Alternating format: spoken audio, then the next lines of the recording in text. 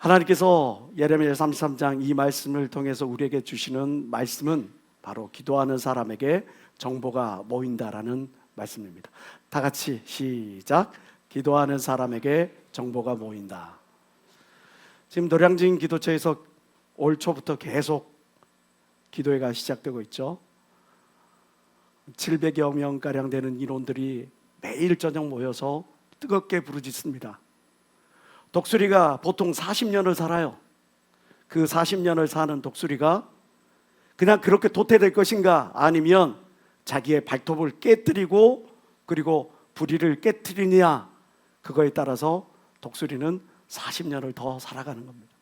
마찬가지로 이렇게 뜨겁게 모여서 기도하는 이 무리들이 뜨겁게 기도하는 그 기도를 통해서 영혼이 새로워지고, 그걸 통해서 하나님을 더 가까이, 하나님의 능력을 충만히 받아들이는 그런 시간들이 계속되고 있죠. 저와 여러분들 모두도 이 기도에 동참해 주시길 정말 부탁합니다. 특별히 다음 주 월요일부터 시작되는 3주간의 작정 기도회 11시까지 계속되니까, 내가 시간이 좀 안 되는 사람들, 그런 사람들은 좀 더 일찍 와서 기도하고, 또 차편이 끝나는 사람들은 좀 더 일찍 가는 그런 시간들을 가져가지고 기도로 우리에게 하나님이 주고자 하는 그런 축복, 은혜, 그 모든 것들을 채워가는 이번 작정 기도가 되어질 수 있도록 그런 시간 되어지기를 간절히 기도합니다. 제가 이 작정 기도가 진행될 때마다 총회장 목사님께서 말씀을 전해주시거든요.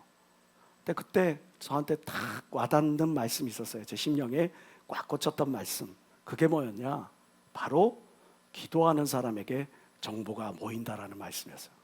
그리고 말씀을 막 전해주시는데 그 말씀이 제 심령 속에 화살처럼 쏟아박히고, 그리고 하늘의 단비처럼 제 심령에 막 쏟아져 내리는 것을 제가 느끼는 거예요. 그래서 그 말씀을 붙잡고 기도를 하는데, 그래, 기도하는 사람에게 하나님께서 정보를 주시지, 기도하는 사람에게 하나님께서 사람을 모아주시지, 기도하는 사람에게 하나님께서 능력을 부어주시지, 기도하는 사람에게 하나님께서 모든 것 쏟아부어 주신 걸 믿는 사람만 박수며 하나님께 원하시기 바랍니다. 제가 그것을 막 기도하는데 막 그것들을 느끼는 거예요.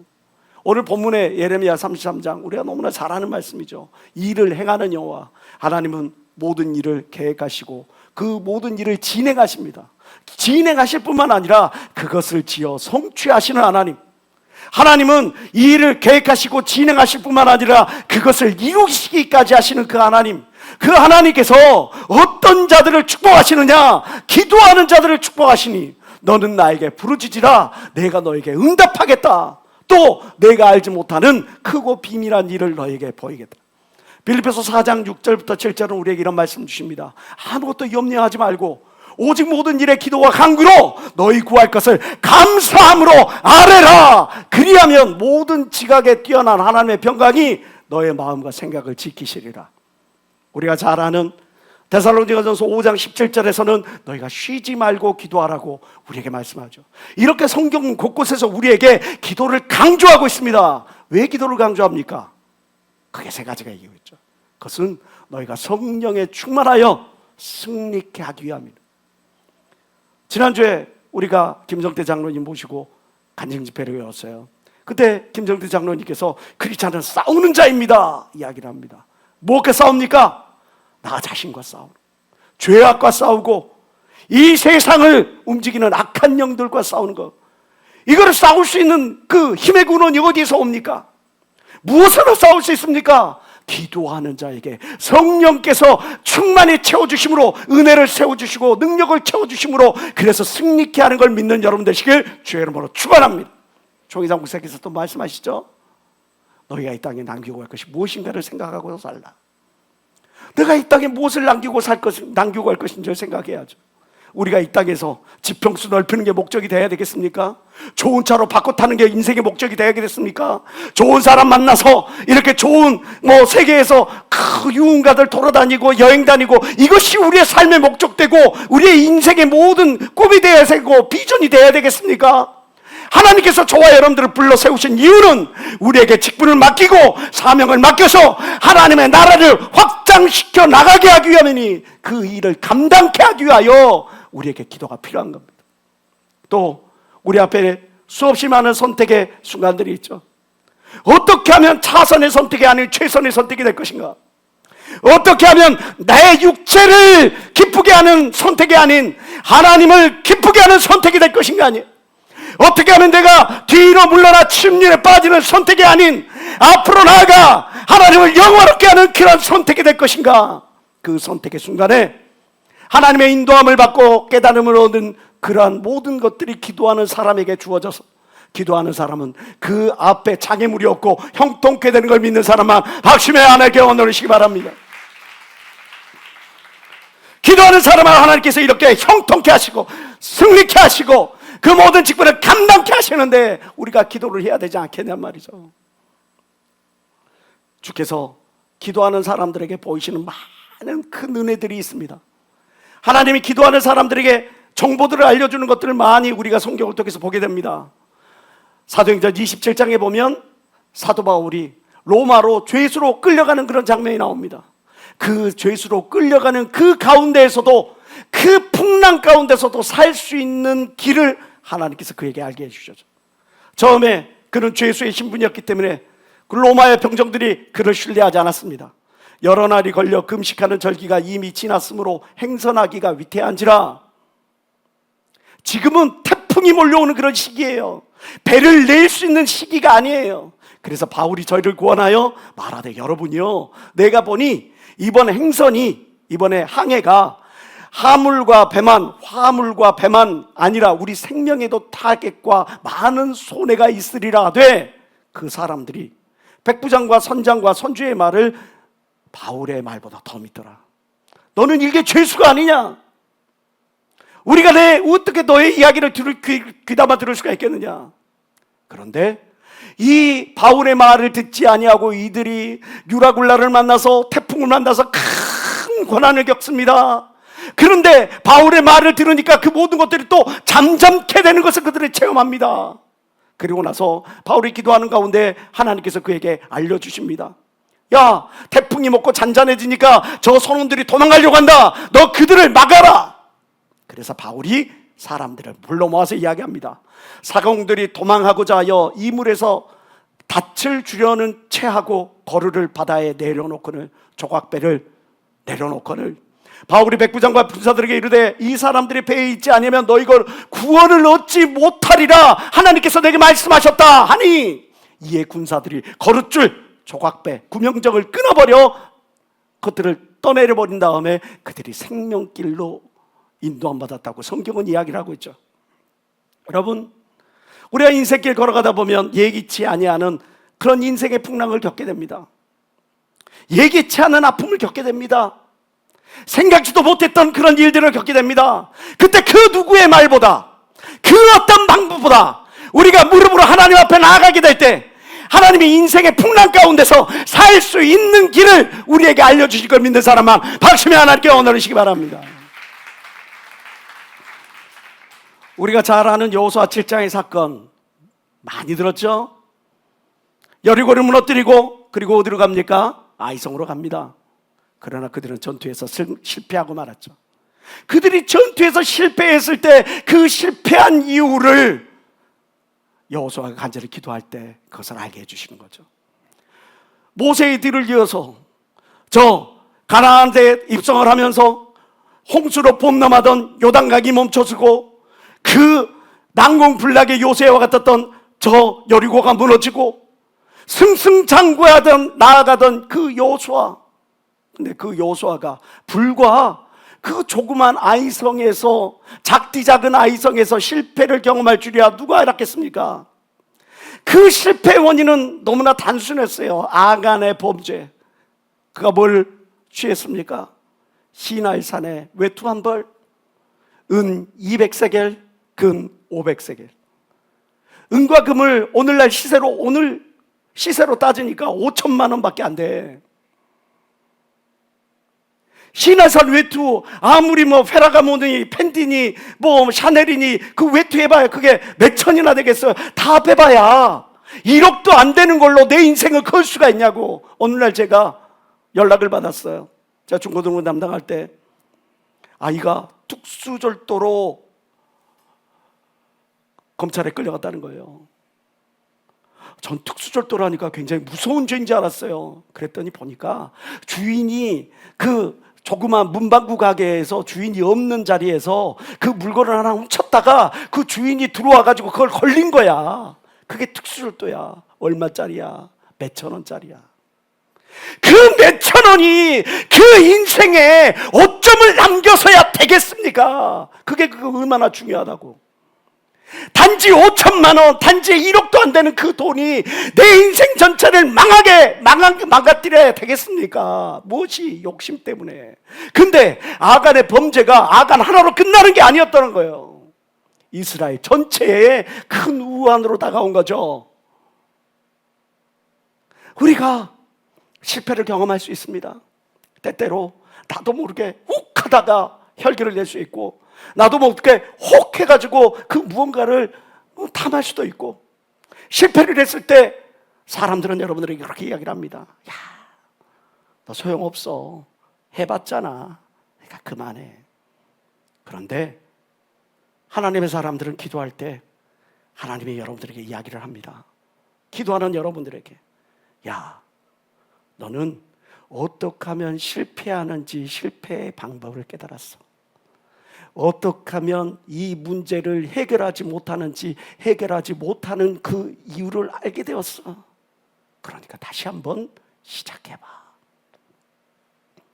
우리가 기도할 때 하나님의 은혜를 깨닫고 교훈을 얻고, 그리고 그것으로 말미암아 다시 일어설 수 있는 힘을 얻는 거예요. 그래서 기도가 필요한 거예요. 내가 기도하지 아니하면 끊임없이 내 심령 속에서 유혹하는 소리가, 속살거리는 소리가 여러분들을 나약하게 할 겁니다. 너는 안 돼. 너는 그만해. 너는 소용없어. 너는 이미 패배했어. 그러나 하나님의 말씀대로 기도하는 사람에게 성령이 충만하여 여러분들의 앞길의 모든 장애를 깨뜨리고 나아가 승리케 될 것 믿는 사람만 박수며 하나님께 원하시기 바랍니다. 열왕기하 6장에 보면 아람 군대와 이스라엘 백성들이 서로 전쟁을 벌이는데 큰 공경을 얻습니다. 그때마다 승리하는 비결을 하나님이 직접 알려주시는 것을 우리가 보게 되죠. 엘리사라고 하는 주의 종이 기도를 합니다.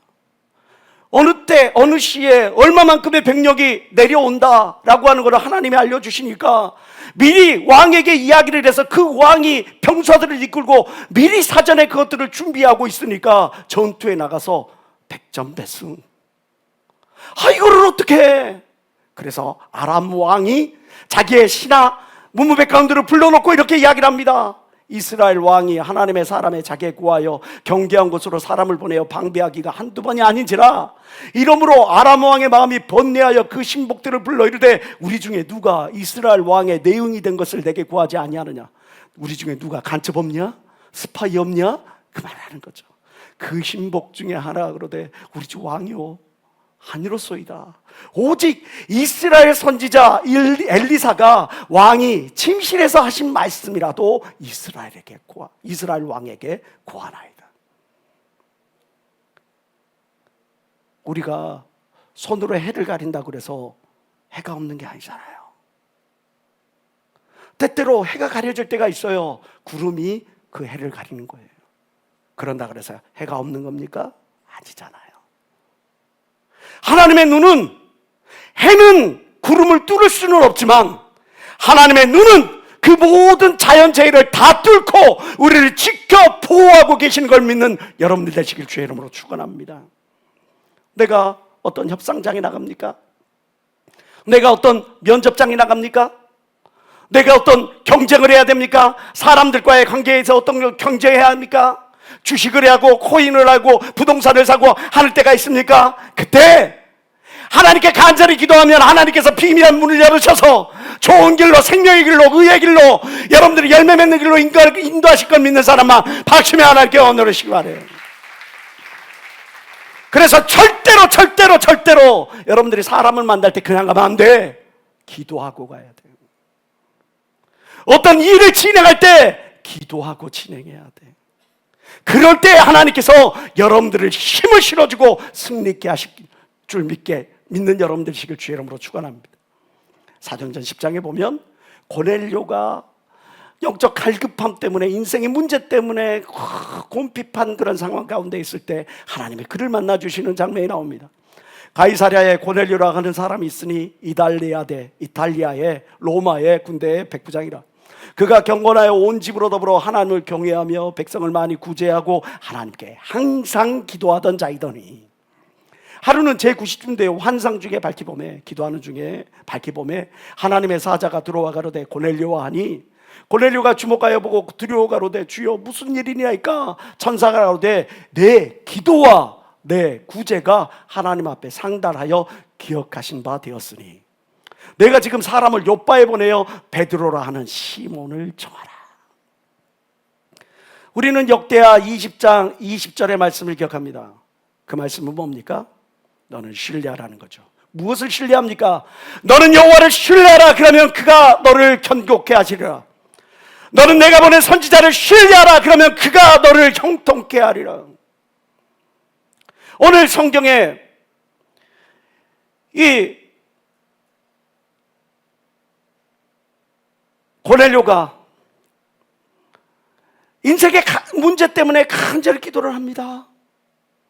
하나님이 이 문제를 어떻게 해결합니까? 영적 갈급함 때문에 간절히 기도합니다. 하나님, 내가 이 문제를 어떻게 해야 합니까? 그때 하나님께서 어떻게 이야기를 하십니까? 요바에 사람을 보내서 베드로를 청하라 이야기를 하시죠. 내 영적인 갈급함과 인생의 문제를 하나님께서 주의 종을 통해서 이렇게 인도해 주시는 거예요. 여러분, 저를 신뢰를 못 하시겠다면 총인상 목사님이나 이시대 목사님도 계시니까 여러분, 그분들을 통해서 영적인 문제 그리고 인생의 문제를 해결하는, 어떤 사람을 통해? 하나님께서 기도하는 사람을 통해 그 문제를 해결해 주십니다. 기도하지 않고 찾아가면 아무 소용없어요. 기도하지 않고 찾아가면 여러분들은 아무리 좋은 이야기를 들어도 그 이야기 여러분들이 받아들일 수가 없는 거예요. 여러분, 의사를 찾아가는 게 중요합니까? 아니면 의사의 진료를 따르는 게 중요합니까? 명의를 만나는 게 중요한 게 아니에요. 명예의 말을 듣고 실천에 옮기는 게 더 중요한 거예요. 하나님의 종을 만나고, 그래서 그 종을 통해 하나님께서 내 인생의 문제를, 영적인 갈급함을 해결해 주실 것을 믿는 마음으로 기도하고 찾아갈 때 하나님께서 옆바에서 베드로가 나와서 이 고넬료의 모든 문제를 해결해 줬던 것처럼 여러분들의 인생의 문제, 영적 갈급함을 해결해 줄 걸 믿는 사람만 박수며 하나님께 얻으시기 바랍니다. 꿈과 이상을 해석해서 또 주의 계획과 하나님의 뜻을 알게 하는 장면들을 우리는 많이 보게 되죠. 대표적으로 요셉을 알 수 있습니다. 바로의 꿈을 해석해 줍니다. 또 다니엘을 알 수 있습니다. 느부갓네살의 꿈을 해석해 주고, 그 벨사살이라고 하는 왕이 그냥 왕궁에서 연회를 벌릴 때 그때 있었던 그 이상을 해석해 주는 그런 장면을 우리는 잘 보게 되죠. 제가 오늘 작년에 해외에 이민을 간 믿음의 식구들이 보낸 문자를 봤어요. 목사님, 제가 꿈을 꾸지는 않은데 너무 생생한 꿈을 2개의 꿈을 꿨습니다. 이 꿈이 도대체 뭔지 모르겠습니다. 근데 이 꿈이 제 마음을 너무나 짓누릅니다. 목사님, 알려주세요. 오늘은 청장년부에 총동원이 있었고 또 청년 예배가까지 있으니까 제 마음이 분주합니다. 바쁩니다. 그런데 그 꿈 내용이 예사롭지가 않아. 그 꿈 내용인즉 자기가 그쪽에 외국에 넘어가갖고 이민해가지고 넘어가가지고 거기서 사업장을 인수를 해가지고 거기에서 지금 오너로서 지금 지내고 있는데, 꿈속에 보니까 자기한테 그거를 넘겼던 사람이 그 현직 교회 목사 사모님이래. 근데 그 목사 사모님이 거짓골을 하고 앉아서 카운터에 앉아가지고 사장 자리에 딱 앉아가지고 자기한테 이거를 시키고 저거를 시키고 하고 있더래요. 그러면서 자기가 거기에서 아니 나는 사장인데 내가 왜 이러고 있지? 그렇게 하면서 거기에서 막 허드렛 일을 하고 있던 거예요. 목사님, 이게 뭔 꿈입니까? 누구 집사, 돈이 우선돼서는 안 돼. 예배가 우선돼야지. 예배는 선택의 조건이 아니야. 내가 기분 좋으면 나오고 기분 나쁘면 안 나오고. 내가 마음이 통하면 나오고 기분이 꿀꿀하고 뭐하고 그러면 안 나오고 그런 게 아니야. 예배는 반드시 사수해야 돼. 은혜의 자리 반드시 사수해야 돼. 우선순위가 무너지면 당신이 돈의 노예가 되고 종의 노예가 되는 거야. 저 사모를 봐. 아무리 사모면 뭐해? 돈의 노예가 되니까 거짓골을 하고 나서 자기가 무엇하고 있는지도 모르고 거기서 그렇게 하고 있잖아. 깨달아야지. 또 하나의 꿈을 보내줍니다. 목사님, 제가 그 꿈 꾼 다음에 이 꿈을 꿨는데 이 꿈은 뭡니까? 교회에 있는데 그 교회에 그 사람들이 뭐 수없이 많은 신발은 있는데 신발 주인들이 없대. 그러고 나서 누군가가 사진을 보내줬는데 그 사진의 주인공이 거기를 막 왔다 갔다 하는데 보니까 그 사람이 죽은 사람이더래. 이게 뭔 꿈입니까? 사람들이 그 교회에 적은 두고 있는데 마음은 두고 있지 않아. 교회는 나왔는데 그들의 마음은 엉뚱한 데 가 있어. 당신 그 교회를 위해 기도해. 악한 것들이 역사하고 있으니까, 돌아다니고 있으니까 깨어 기도해. 하나님께서 당신을 그 교회를 깨어 일으킬 수 있는 봉화불로 당신을 거기다 세우신 거야. 여러분 인생의 어떤 삶을 살아갈 때 내가 생각지도 못했던 어떤 꿈을 꿨어요. 근데 그 꿈이 여러분들은 막 마음을 사로잡아요. 자꾸 간질간질 거리는데 그 꿈을 무시해야 됩니까? 그럴 수는 없잖아요. 꿈과 이상을 통해서 하나님께서 말씀하신다는 걸 우리는 너무나 많이 알고 있잖아요. 그런데 그것을 내 사사로 풀면 됩니까? 내 생각대로 풀면 됩니까? 내 경험과 지식으로 풀면 됩니까? 그럴 수 없잖아요.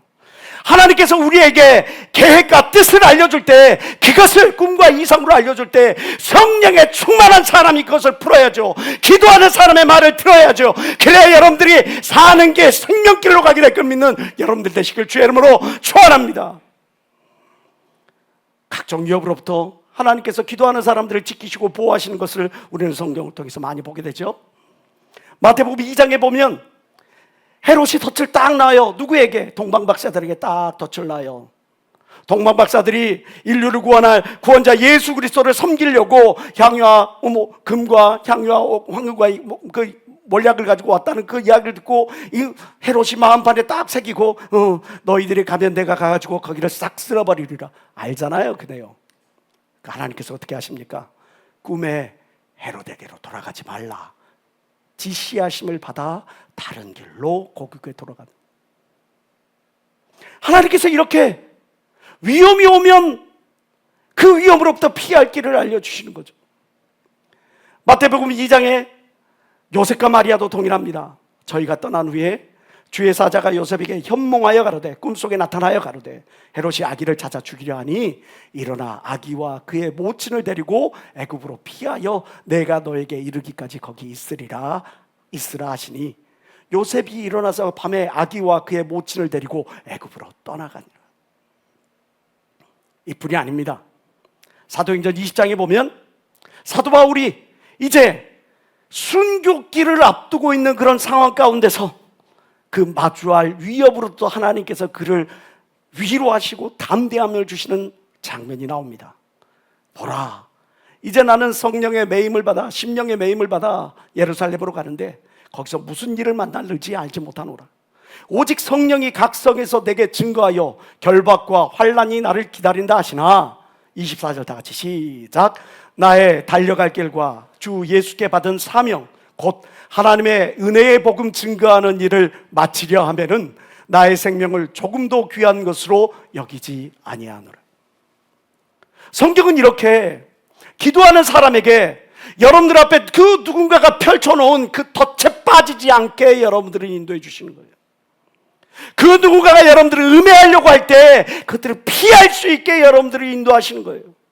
뿐만 아니라 그거를 내가 감당해야 될 상황이면, 내가 마땅히 져야 할 십자가면, 그렇다면 그거를 이겨낼 수 있는 담대함까지 기도하는 사람에게 주는 걸 믿는 사람은 박수며 하나님께 영광 올리시기 바랍니다. 오늘날 얼마나 많은 사람들이 여러분들을 소모품 취급합니까? 얼마나 많은 사람들이 여러분들을 이용해 먹고 그리고 폐기물처럼 폐기 처분합니까? 근데 하나님의 사람들을 이용해 먹고 폐기 처분할 것처럼 여러분들을 그렇게 썼는데 결과적으로 하나님의 결코 악한 자의 계획을 그냥 내버려 두지 아니하시고 나중에는 그것들을 전복시켜 회복시키는 놀라운 은혜들을 우리는 많이 보게 됩니다. 그래서 총인정 목사님께서 그런 말씀을 하시는 거죠. 기도는 내 앞길을 안내하는 안내자다. 따라서 합시다. 기도는 내 앞길을 인도하는 안내자다. 기도로 주단을 깔아야죠. 그리고 꽃길을 걸죠. 기도를 하지 않는 자에게 그 앞에 험산줄령이 기다리는 겁니다. 기도가 내 앞서 행할 때 그의 모든 삶의 평탄함이 이루어지는 거죠.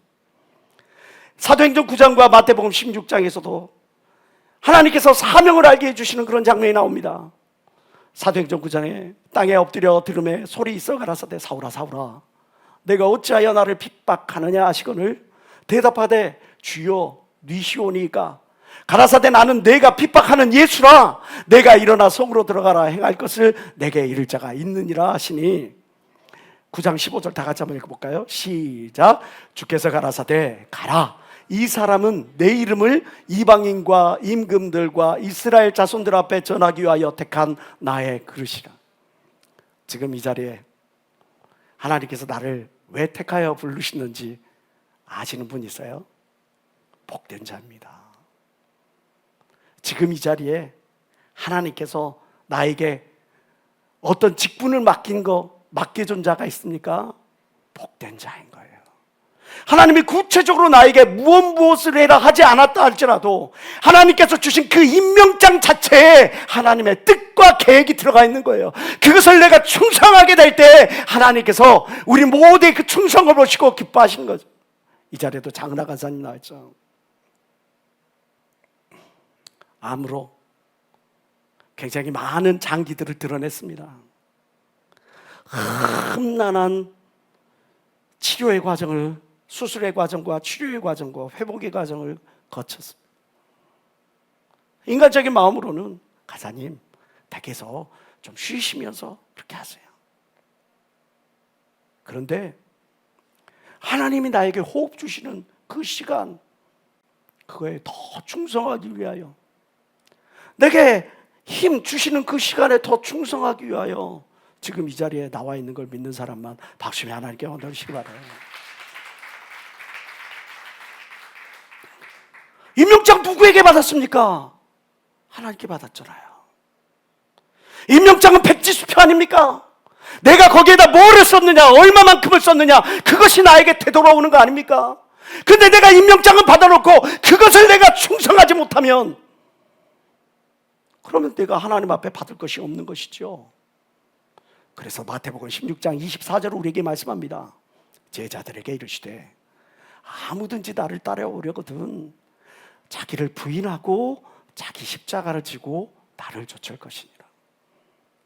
내가 감당하기 어려운 어떤 저항감이 있고 힘듦이 있을지라도 그러함에도 불구하고 예배의 자리에 나오고 그러함에도 불구하고 기도의 자리에 나오고 그러함에도 불구하고 주신 직분 그 직분에 하나님께서 나에게 주신 사명이라 하러 충성을 다하는 자를 하나님께서 착하고 충성된 종아 내가 너에게 10고을을 주시리라. 그리고 내가 먹는 땅에서 이 상에서 이 모든 사람들을 심판하는 심판 권세를 주시리라. 그 약속의 말씀이 저와 여러분들에게 이루어질 걸 믿는 사람만 아멘 하시기 바랍니다. 창세기 24장에 보면 하나님께서 기도하는 사람들을 만남의 축복으로 인도하시는 것을 보게 됩니다. 거기서 아브라함은 자기의 늙은 종 엘리에셀에게 저 멀리 자기 본토로 가가지고 자기 아들 이삭을 위한 배필감을 구해오라고 하죠. 아브라함이 며느리를 얻는 자기 자부를 얻는 조건을 두 가지를 이야기를 합니다. 그 두 가지 조건은 뭡니까? 첫 번째는 너는 가나안 족속의 딸을 취하지 말아라. 그리고 내 고향 족속에서 취해와라. 왜 이런 이야기를 했을까요? 가나안의 문화가 너무 부패하고 타락했기 때문에 너무 음란하고 하나님으로부터 멀어지기 때문에 또 하나의 조건을 이야기합니다. 너가 여자를 데리고 와서 며느리감을 데리고 왔는데 그 며느리감이 이삭을 데리고 가나안 땅을 떠나려고 하면 떠나지 못하게 하라. 하나님께서 우리에게 약속을 주시고 하나님이 우리에게 어떤 축복된 사명을 주셨어요. 결혼이라는 조건 때문에 내가 그거를 너무 쉽게 떠나버려. 결혼이라는 조건을 이루려고 내가 그걸 너무 쉽게 포기해버려.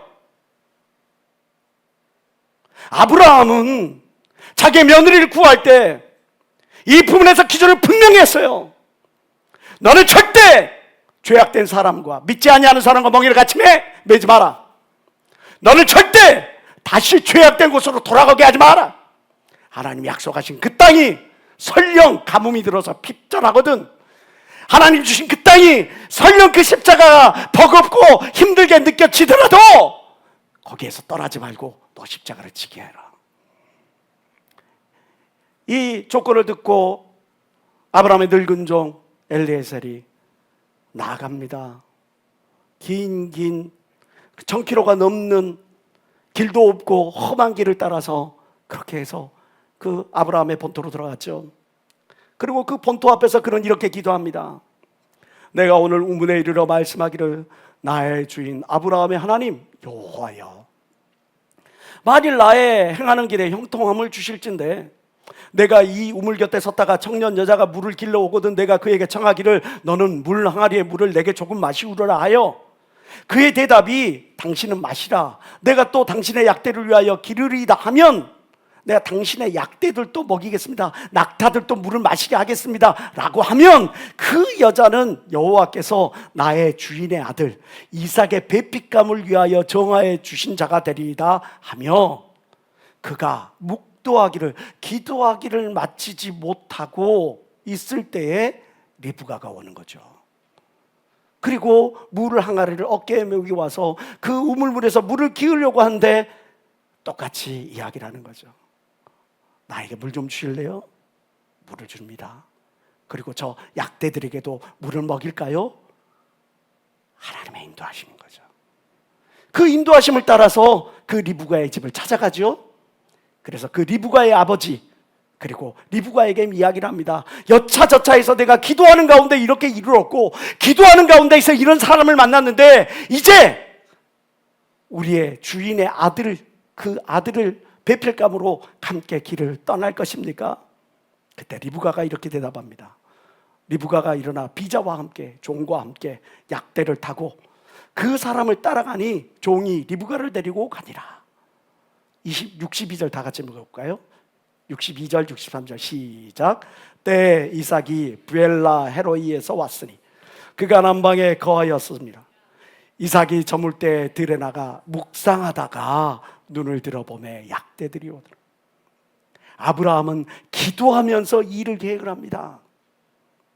그의 종 늙은 종 엘리에셀은 기도하면서 일을 진행합니다. 그리고 이 이삭은 기도하면서 그 모든 일을 기대하고 있습니다. 우리가 모든 일을 계획하고 진행하고 그 마무리 짓는 모든 것들이 기도로 시작되고 기도로 마무리 지었다는 사실을 우리는 반드시 기억해야 합니다. 느헤미야서 2장에 보면 느헤미야가 왕의 마음을 얻게 하는 것을 우리는 살펴볼 수 있습니다. 왕이 느헤미야에게 이르시되 그러면 너가 무엇을 원하느냐 하시기로 내가 곧 하늘의 하나님께 묵도하고 왕에게 구하되 왕이 만일 즐겨하시고 종이 왕의 목전에서 은혜를 얻어 싸우면 나를 유다 땅 나의 열조의 묘실 있는 성읍에 보내어 그 성을 중건하게 하옵소서, 예루살렘 성을 중건하게 하옵소서, 회복시킬 수 있게 하옵소서 하였는데 그렇게 하니까 왕이 그 말을 응답해 준 거죠. 기도하니까. 잠언 21장 1절은 이렇게 말씀합니다. 왕의 마음이 여호와의 손에 있음이 마치 보의 물과 같아서 저수지의 물과 같아서 그가 임의로 인도하시느니라. 저수지의 물이 이렇게 있는데 그 방죽의 물고기를 서쪽 물꼬를 틀면 그 물이 서쪽으로 나아가고, 동쪽 물꼬를 틀면 동쪽으로 나아가고, 남쪽으로 틀면 남쪽으로, 북쪽으로 틀면 북쪽으로 나아가게 되어 있는 것이, 그것이 보의 물과 같다는 거예요. 하나님의 사람의 마음을 좌우지하는 겁니다. 그래서 잠언 16장 7절에 사람의 행위가 여호와를 기쁘게 하면, 하나님을 기쁘시게 하는 것이 되면 그 사람의 원수라도 그로도 보러 화목게 하시느니라. 그러니까 우리가 하나님을 기쁘시게 할 때, 기도하는 자가 될 때 하나님께서 그 사람의 마음을 얻게 하는 걸 믿는 사람만 박수며 하나님께 원하시기 바라요. 내가 어떤 일을 해결해 나가기를 원해. 내가 협상장에 나아갔어. 내가 누군가의 마음을 얻기를 원해. 내가 누군가 계약을 체결하기를 원해. 기도하고 나아가라는 거죠. 그 기도가 여러분들의 인생의 주단길을 깔아준다는 거예요. 꽃길을 깔아준다는 거예요. 어디서든 무엇을 하든 승리를 얻게 하시는 하나님의 은혜가 다윗에게 임한 것을 우리가 보게 됩니다. 왜 그랬을까요? 그도 기도하는 자였기 때문에. 다메섹가 아람의 수비대를 두매 아람 사람이 다윗의 종이 되어 조공을 바치니라. 다윗이 어디로 가든지 여호와께서 이기게 하시니라. 아람에서만 이기게 하신 것이 아닙니다. 에돔에 가서도 이기게 합니다. 어디로 가든지 여호와께서 이기게 하셨더라. 뿐만 아닙니다. 블레셋에서도 이기게 하십니다. 그날에 여호와께서 크게 이기게 하셨으므로 블레셋에서도 이기게 합니다. 심지어는 그의 대적이었던 사울 왕이 이 다윗에게 이야기를 합니다. 다윗을 시기하고 질투해서 그를 쳐 죽이려고 쫓아다니는 왕이에요. 집도 절도 없어서 저 광야 가운데 그 굴 속에 들어가서 잠을 청하는 그런 다윗의 큰 고통스러운 나날들입니다.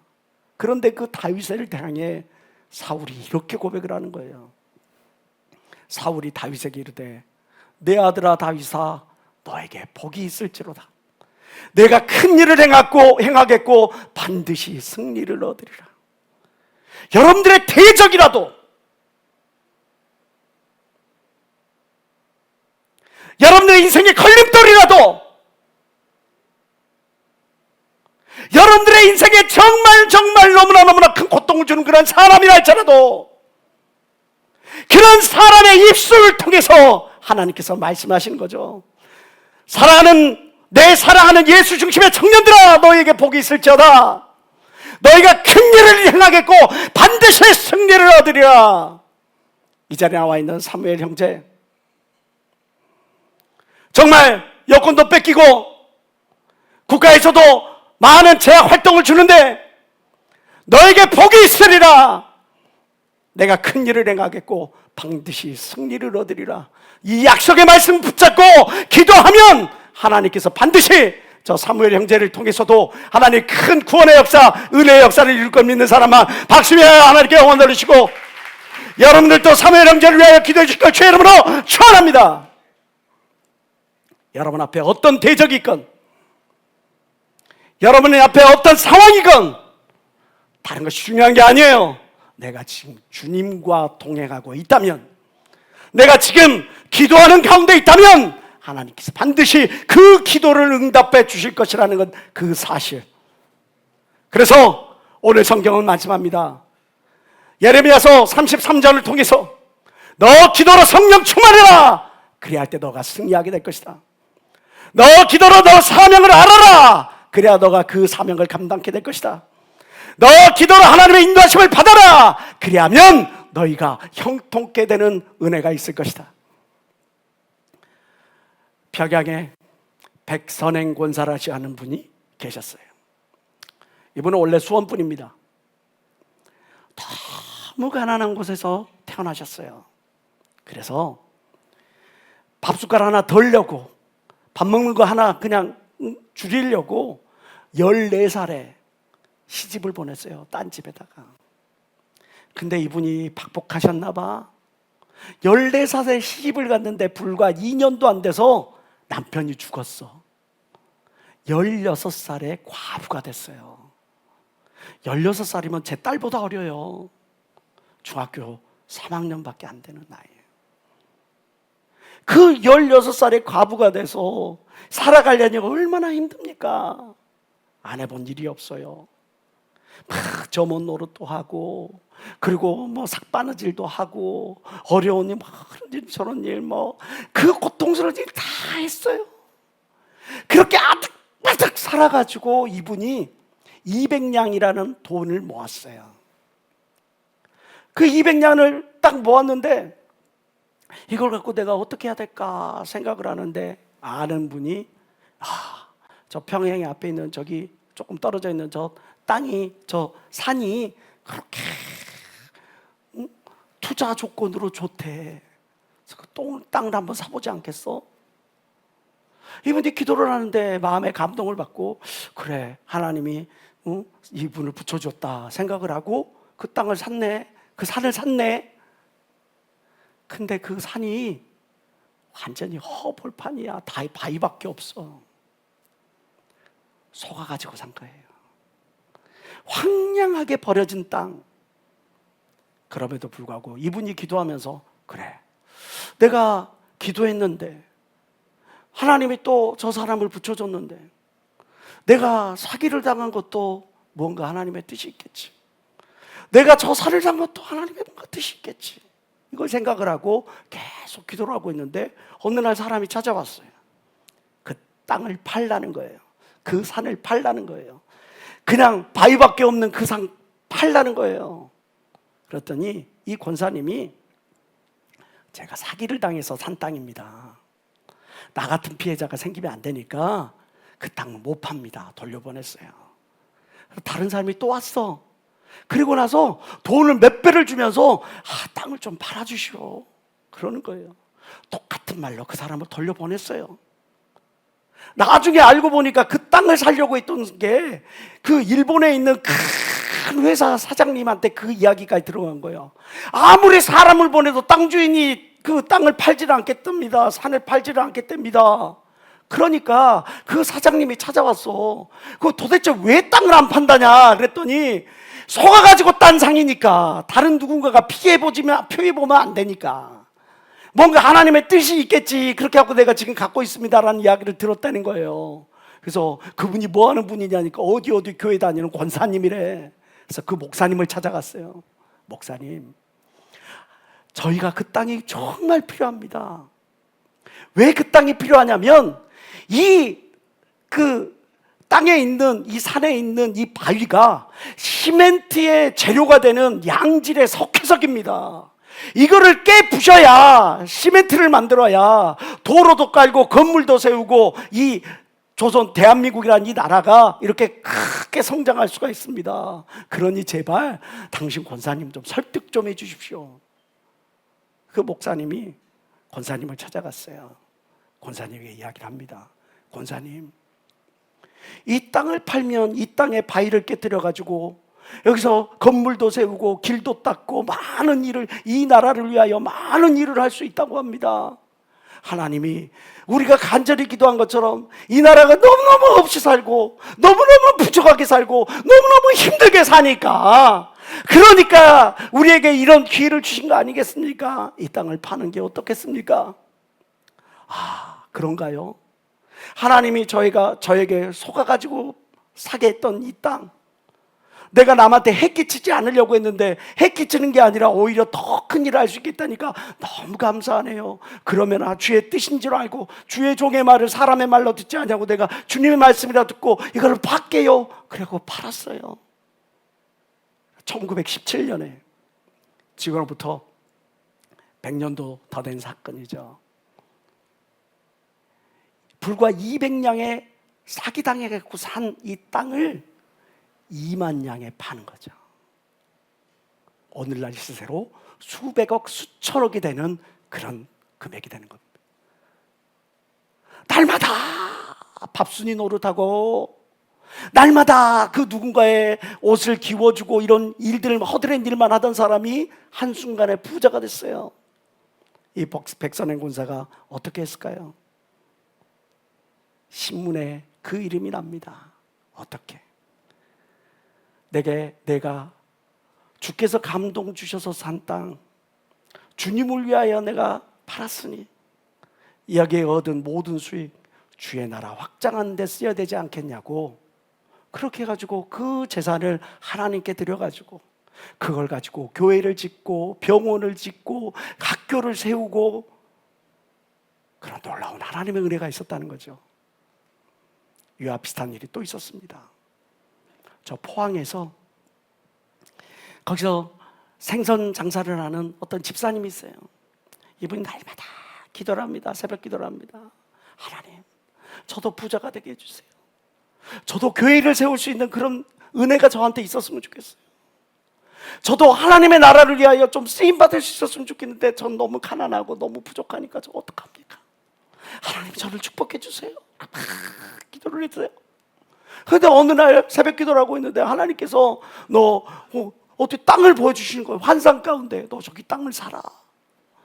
가봤더니 자기가 갖고 있는 돈을 다 팔면 어떻게 정리를 하면 그 땅을 살 수가 있어.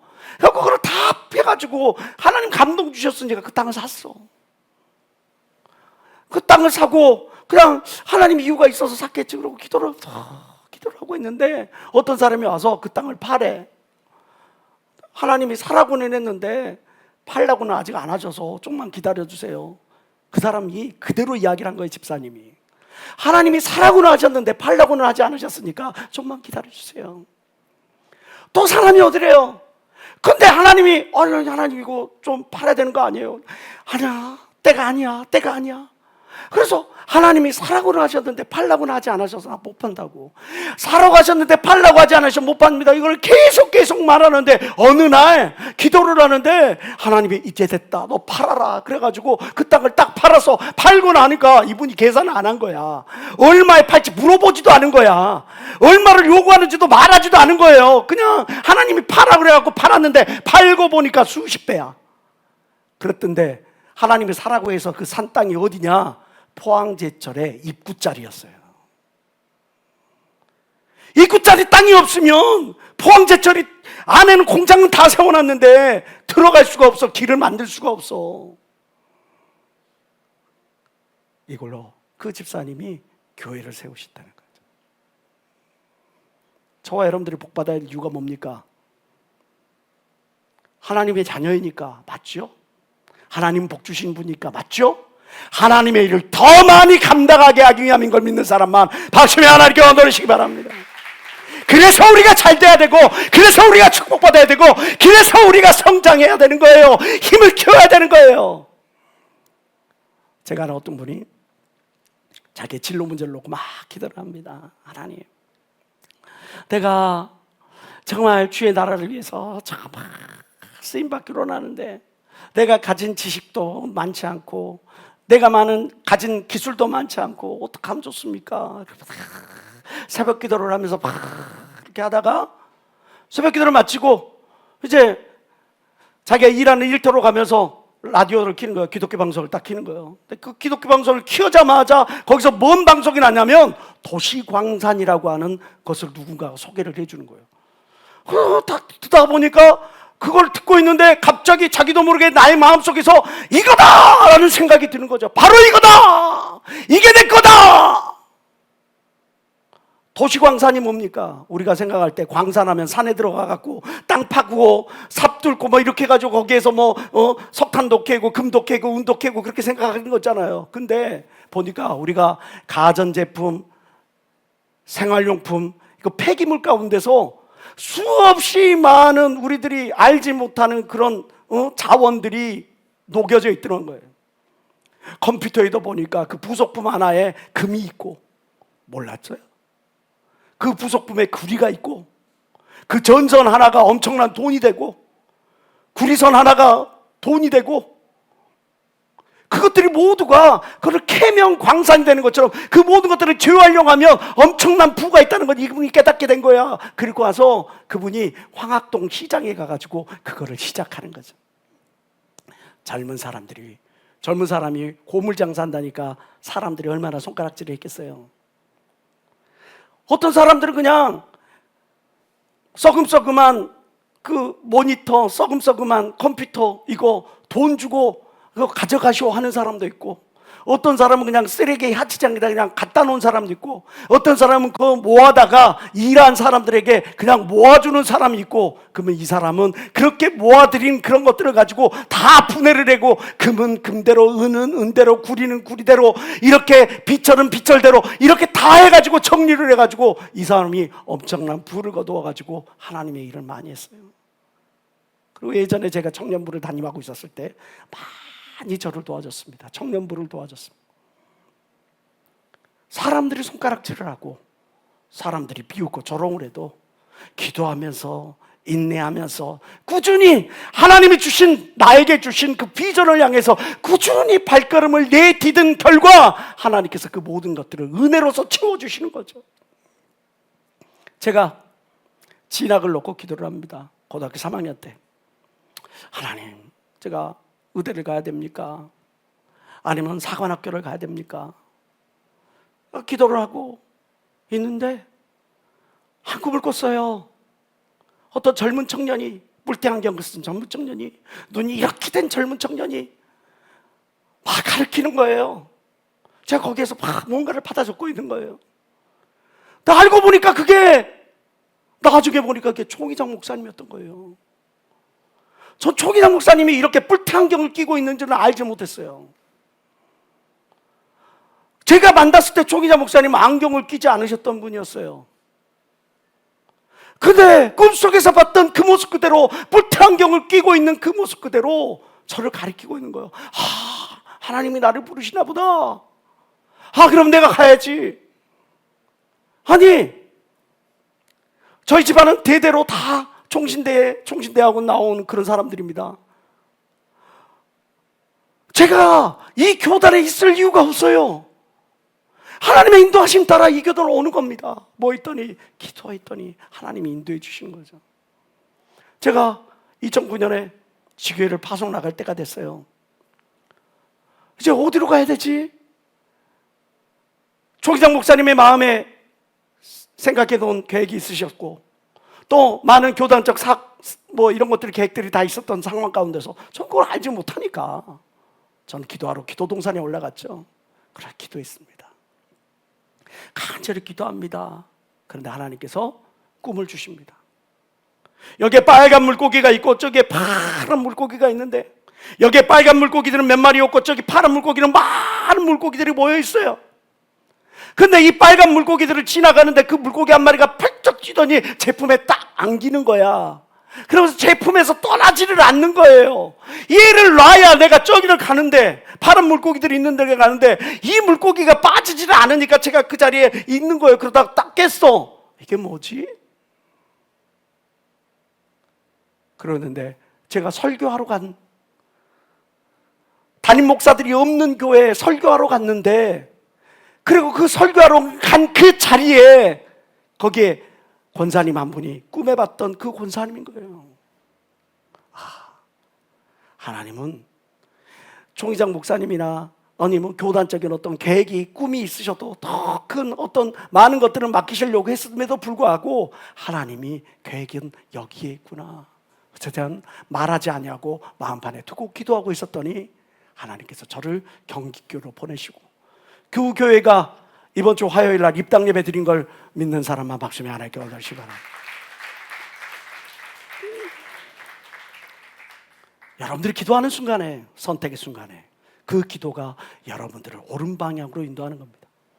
주님은 기도하는 자의 앞길을 인도하시는 거예요. 기도하는 자의 앞길에 주단을 깔아주시고 꽃길을 깔아주시는 거예요. 기도하지 않는 자는 망하기로 작정한 자예요. 기도하지 않는 자는 죽기로 작정한 자예요. 여러분들 깨어 기도하시기를 주의 이름으로 축원합니다. 그러면 지금 정작 나는 하나님의 뜻대로 기도하고 있느냐? 하나님의 뜻대로 기도한다는 것은 무엇이냐? 하나님의 약속의 말씀을 붙잡고 기도하라는 거죠. 믿음으로 기도하라는 거죠. 기도는 단식이 아니야. 기도해놓고 그리고 나서 내 마음속에 감사함이 없어, 그건 기도가 아니야. 기도를 했어. 기도를 했음에도 불구하고 내가 원망 불평이 나와, 그것은 기도가 아니야. 기도를 했어. 그랬더니 내 마음속에 평강이 주어지고 감사가 주어지는 거, 그것이 참된 기도인 거죠. 믿음으로 드려지는 기도. 누가복음 18장 27절 우리는 잘 알죠. 무릇 사람이 할 수 없는 것을 하나님은 하실 수 있는 거죠. 야고보서 5장 15절부터 16절을 말씀합니다. 믿음의 기도는 병든 자를 구원하리니, 믿음의 기도는 병든 사업을, 병든 가정을, 병든 내 삶을 구원하리니 저를 일으키리라. 혹시 죄를 범하였을지라도 사함을 얻으리라. 내가 혹시 실패를 경험했어, 내가 혹시 사람들로부터 거절함을 당했어, 내가 혹시 인생에 내가 원치 아니하는 그런 일을 거뒀어, 그래도 믿음의 기도는 그 모든 것들을 일으켜 세울 걸 믿는 사람만 박수며 하나님께 영광 돌리시기 바랍니다. 마가복음 9장 23절부터 24절에 간질병 걸린 아비가 와서 하나님께 간절히 기도합니다.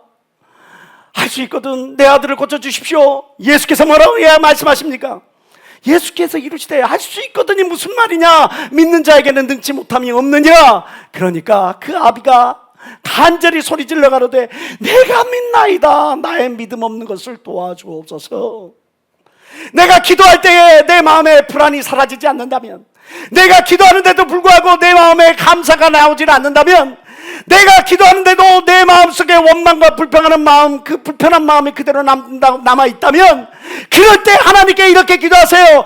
주님, 믿음 없는 나를 도와주소서. 믿음 없는 나를 도와주소서. 믿음 없는 나를 도와주소서. 그때 하나님께서 그에게 믿음을 주셔서 그 난관을 깨뜨리고 여러분들을 승리케 하시고, 여러분들을 형통케 하시고, 여러분들의 모든 직분을 감당케 하시고 믿는 여러분 되시길 주의 이름으로 축원합니다. 나를 지금 억압하고 짓누르는 패배의식이 뭡니까? 그것을 깨고 믿음으로 기도로 승리하는, 승부할 줄 아는 저와 여러분들이 되어질 때 하나님께서 기도하는 자에게 주시는 그 정보를 받아들일 수가 있는 거죠. 기도는 내 뜻을 포기하고 하나님의 뜻대로 하는 겁니다. 디모데전서 2장 1절에 사도 바울이 그의 믿음의 아들 디모데에게 이렇게 말합니다. 내가 첫째로 너희에게 구원하노니, 하나님의 일을 감당하기를 원하는 자, 하나님의 뜻대로 살아가기를 원하는 자, 하나님의 말씀대로 살아가기를 원하는 자에게 하나님이 오늘 이 시간에 여러분들에게 첫 번째로 강조해서 최우선적으로 구원하는 것이 뭐냐? 기도라, 이 말씀이에요.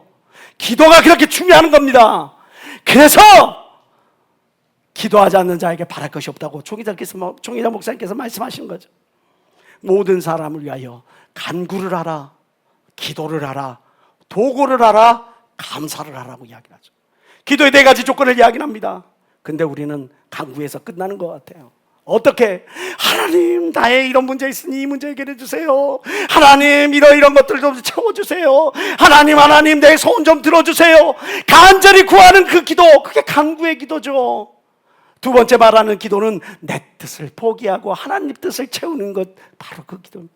하나님과 인격적으로 교제를 나눈 그 기도입니다. 내가 하나님의 성품을 닮아가는 겁니다. 내가 하나님의 뜻을 알아서 그게 반응하게 하는 것이 기도입니다.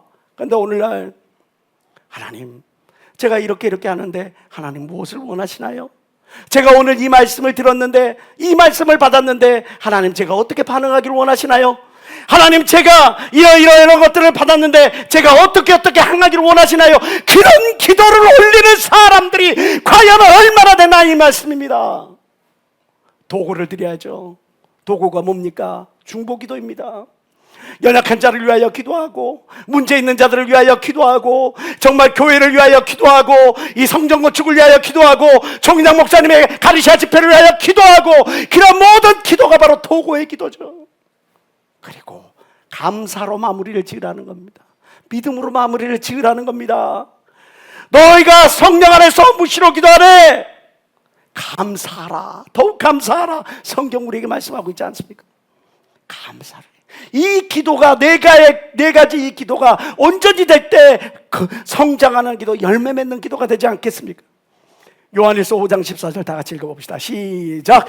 그를 향하여 우리의 가진 바 담대한 것이 이것이니 그의 뜻대로 무엇을 구하면 들으시고, 내 뜻대로 구하는 것이라 하나님의 뜻대로 구하면 하나님이 응답해 주신다는 바로 그 말씀. 중도에 포기하지 말고 오래 참고 기도하라는 거죠. 하다 말진 않은 거예요. 총회장 목사님께서 그런 말씀하세요. 목회가 쉽지, 목회가 쉽지, 기도가 어렵더라. 나와의 싸움이니까. 그냥 설교하러 올라가면 돼. 그냥 성도 상담하면 돼. 그냥 집회 따라가면 돼. 그런데 하나님의 역사가 나타나야겠기에, 하나님의 말씀을 선포해야겠기에, 하나님의 뜻으로 그 영혼들을 바른 길로 인도해 줘야겠기에, 내 뜻을 포기하고 내 뜻을 꺾어버리고 그 기도의 골방에 들어가서 하나님께 간절히 기도하는 거 아니겠습니까? 그래서 목회자들에게 가장 어려운 것이 바로 기도의 십자가라고 하는 것을 저에게 말씀하시는 거죠. 야고보서 1장 6절부터 7절은 말씀합니다. 오직 믿음으로 구하고 조금 더 의심하지 말라. 의심하는 자는 마치 바람에 밀려 요동하는 바닷물결 같은 이런 사람은 무엇이든지 죽게 얻기를 생각하지 말라. 갈라디아서 6장 9절 다 같이 시작. 우리가 선을 행하되 낙심하지 말지니 피곤치 아니하면 때가 이름에 거둘 걸 믿는 사람만 박수며 하나님께 영광 돌리세요. 뜨겁게 박수며 하나님께 영광 돌리세요.